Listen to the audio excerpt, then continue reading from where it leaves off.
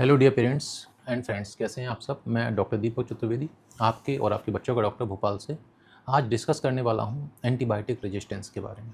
So friends, पहले मेरा question है आपसे कि क्या आपको लगता है कि आपको या आपके अपने बच्चे को एंटीबायोटिक देना चाहिए। तो फ्रेंड्स, इसका आंसर डाइसी है, हाँ भी और ना भी है। फ्रेंड्स, अब क्या हो रहा है कि धीरे धीरे आपने भी पढ़ा होगा, 2-3 महीने पहले नरेंद्र मोदी जी ने भी डिस्कस किया कि भारत देश में एंटीबायोटिक रेजिस्टेंस हो रहा है। सो फ्रेंड्स, ये क्यों हो रहा है, एंटीबायोटिक रेजिस्टेंस होता क्या है। तो आपको इसके लिए समझना पड़ेगा। कुछ सालों पहले आपको याद होगा जब कॉइल आई थी, मच्छर को मारने वाली कॉइल आई थी हरे कलर की। वो कॉइल से क्या होता था, मच्छर मर जाते थे। कुछ समय के बाद क्या हुआ कि उससे सिर्फ बेहोशी हुए। उसके बाद ये देखा गया कि मच्छर मर ही नहीं रहे, उसी के ऊपर उड़ रहे हैं। फिर क्या हुआ, इन्वेंशन लिक्विड फॉर्म में आई, जो ऑल आउट या गुड नाइट या मॉर्टी नाइट। तो उससे भी बच्चे पहले तो मच्छर मरे, उसके बाद फिर अगेन बेहोश हुए, फिर उस पर उड़ने लगे। अब सेम कहानी आजकल जो भी नए कहनी चाहिए कि एंटी मस्कीटो रिफिल्स आ रही हैं, उनके साथ भी यही हो रहा है। तो ये रेजिस्टेंस मतलब कैसे होता है, ये आप समझ सकते हैं कि जो कहनी चाहिए कि जीवाणु, कीटाणु मतलब बैक्टीरिया, वायरस या फंगस हैं या पैरासाइट्स हैं, ये अपने अंदर कुछ ना कुछ ऐसे चेंज ले आते हैं जिससे कि जो भी उनको किल करने वाली मेडिसिन थी वो उससे फिर असरदार नहीं रहते हैं। तो फ्रेंड, ये एंटीबायोटिक रेजिस्टेंस है। अब एंटीबायोटिक होती क्या है, तो इसके लिए आपको एक नॉर्मल चीज़ बताऊंगा कि जो एंटी माइक्रोबियल्स होते हैं, मतलब कि बहुत से ऐसे छोटे छोटे कीटाणु, जीवाणु हैं। तो अब अगर वो बैक्टीरिया है तो बैक्टीरिया के अगेंस्ट जो भी हम दवाई यूज़ करते हैं उसको एंटीबायोटिक बोलते हैं। अगर वायरसेस हैं तो वायरस के से अगेंस्ट जो हम लोग कहनी चाहिए मेडिसिन यूज़ करते हैं उनको एंटी वायरल बोलते हैं। फिर पैरासाइट के अगेंस्ट अगर हम कोई दवाई यूज़ कर रहे हैं तो उसको एंटी पैरासिटिक मेडिसिन बोलते हैं। उसके बाद फिर अगर फंगस के अगेंस्ट हम कोई दवाई यूज़ कर रहे हैं तो उसको एंटी फंगल कहनी चाहिए मेडिसिन बोलते हैं। सो फ्रेंड्स, एंटीबायोटिक के बारे में मैं आपको बताऊंगा। तो एंटीबायोटिक में क्या है कि इसकी जो पहला इन्वेंशन है वो भी एक कहनी चाहिए कि अचानक से हुआ था, या इसको हम बोलते हैं सेरेंडिपिटी। ये जो अलेक्जेंडर फ्लेमिंग थे, ये कुछ और डिस्कवर करना चाह रहे थे, बट इन्होंने अचानक से सुबह सुबह पेट्री डिश में देखा कि कुछ उनको हॉलो वेल्स जैसे दिखे जहाँ पर उन्होंने कोई सब्सटेंस डाला था। तो फिर ये एंटीबायोटिक की पहली डिस्कवरी, जो पहली एंटीबायोटिक थी वो थी पेनिसिलिन।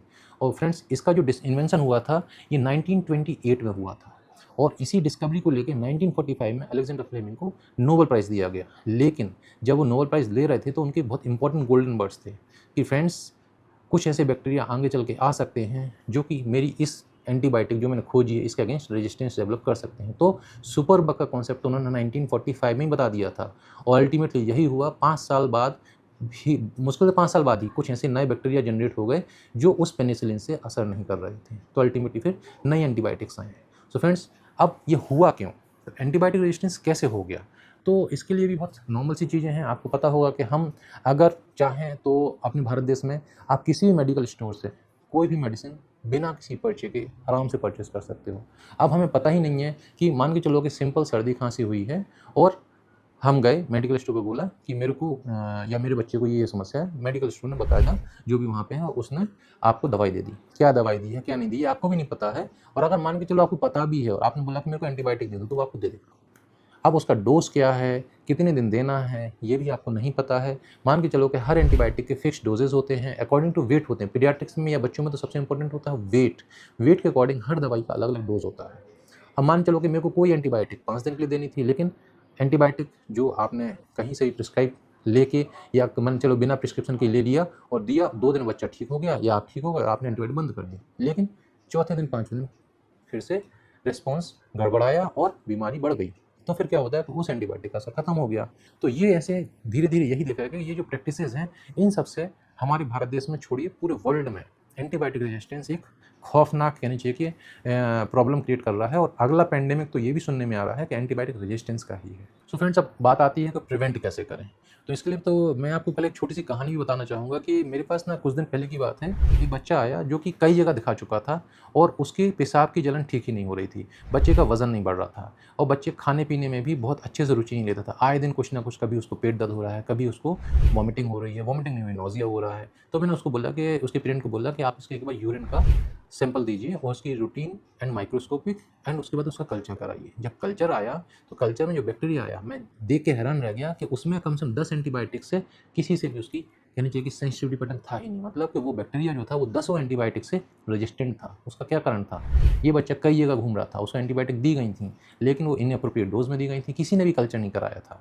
सो फ्रेंड्स, अब ये यहाँ पे हमें धीरे धीरे पता चलता है कि यूरिन कल्चर और ब्लड कल्चर का कितना इंपॉर्टेंट रोल है अगर हम किसी को भी एंटीबायोटिक प्रिस्क्राइब कर रहे हैं तो। सो फ्रेंड्स, अब मैं आता हूँ प्रिवेंशन पे। प्रिवेंट कैसे करेंगे?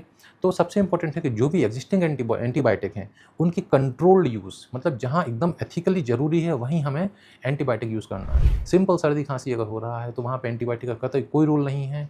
आपको 2 से 5 दिन, मैक्सिमम 7 दिन में बच्चे ठीक हो जाते हैं, हम खुद भी ठीक हो जाते हैं। सिर्फ सिम्प्टोमेटिक दवाई लेने से ही ठीक हो जाते हैं, एंटीबायोटिक की कोई ज़रूरत नहीं होती है। इसके बाद मान के चलो कि नई एंटीबायोटिक, अगर पुरानी एंटीबायोटिक से रेजिस्टेंस हो रहा है तो न्यू एंटीबायोटिक का इंपॉर्टेंट रोल है, न्यू एंटीबायोटिक का इन्वेंशन बहुत ज़रूरी है। इसके बाद कंट्रोल यूज़ ऑफ प्रिस्क्रिप्शन बहुत इंपॉर्टेंट है। अभी मोदी जी ने भी कुछ समय पहले पेपर में आया, कहने की एक इन्फॉर्मेशन दी थी कि जहाँ जहाँ हॉस्पिटल्स हैं तो आगे चल के कंट्रोल यूज़, मतलब कि प्रिस्क्रिप्शन का भी वेरिफिकेशन किया जाएगा कि जो डिजीज़ है उसमें जो एंटीबायोटिक दी गई है वो ज़रूरी भी है कि नहीं है, बिना एंटीबायोटिक के ठीक हो सकते हैं क्या। तो गवर्नमेंट की पॉलिसी और जो पॉलिसी मेकर्स हैं उनका इंटरवेंशन आने से ये सब समस्या को एक हद तक हम लोग कंट्रोल कर पाएंगे।